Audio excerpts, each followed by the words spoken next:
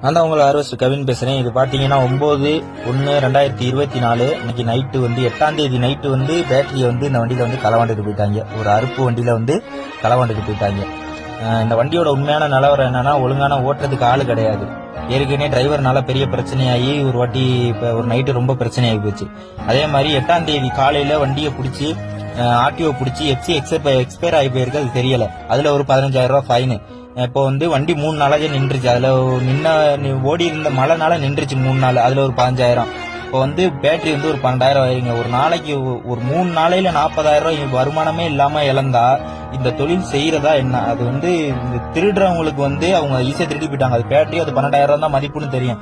ஆனா அந்த பேட்டரினால வண்டி இப்போ பேட்டரி போயிருச்சு. இன்னைக்கு அந்த வண்டி நின்றுச்சு. அந்த வண்டிக்கு ஃபீல்டு இருக்கு, ஆனா ஓட்டுறதுக்கு விருப்பம் இல்ல, வண்டியை நிறுத்திட்டாங்க.